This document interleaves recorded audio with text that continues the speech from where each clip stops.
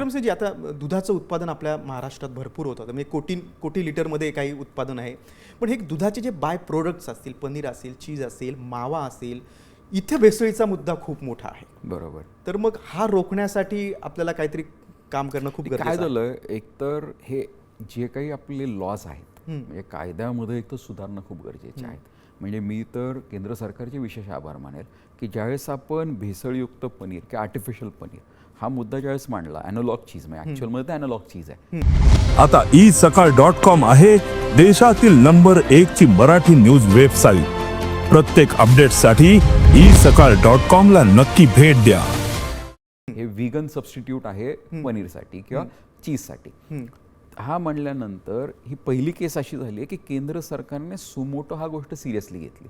तुम्ही मुद्दा मांडल्यानंतर हो, महाराष्ट्राच्या विधानसभेमध्ये पहिला हा मुद्दा मांडला गेला, त्याच्यानंतर राज्यसभेमध्ये मुद्दा आला, मग लोकसभेमध्ये मुद्दा आला आणि केंद्र सरकारने FSSAIने एक नोटिफिकेशन काढलं ज्याच्यामध्ये देशातनं सगळीकडनं हरकती मागवल्या गेल्या. कालच्या 16 जूनपर्यंत त्याची मुदत होती आणि त्या हरकतींवरती आता पुढची ॲक्शन होईल. आणि हरकत ही होती की तुम्हाला ॲनालॉग शब्द ठेवायचा की नाही. कारण काय होतं की ॲनालॉग चीज आणि चीज नवीन माणसाला कळणार नाही. बरोबर. तर चीज हे सेपरेट असावं आणि जे काही व्हीगन सबस्टिट्यूट आहे ह्याला चीज म्हणूच नका तुम्ही, दुसरं नाव द्या. पनीर म्हणूच नका, ह्याला दुसरं नाव द्या.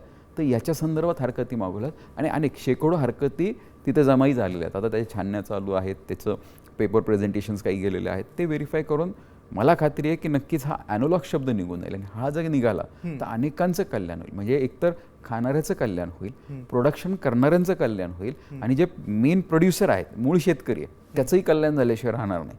कारण काय होतं, आपण घेताना असं वाटतं की याचा कुठेतरी कनेक्शन शेतकऱ्याशी असेल. अगदी बरोबर. तर ह्याचं कनेक्शन शेतकऱ्याकडे नाही आहे. जर दुधापासून आलं तर शेतकऱ्यापर्यंत कनेक्शन आहे, पण जर दूधच नाही आलं, सबस्टिट्यूट आला, तर याचा फायदा इंडस्ट्रीला होणार आहे किंवा व्यापाऱ्यांना होणार आहे किंवा ठराविक जे काही लोक आहेत ज्यांना काही घेणं देणं नाही आपल्या आरोग्याचं, अशांना तो फायदा होत असतो.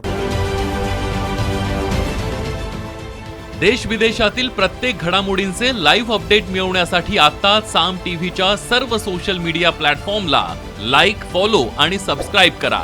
तसंच सर्व नोटिफिकेशनसाठी बेल आयकॉन प्रेस करायला विसरू नका.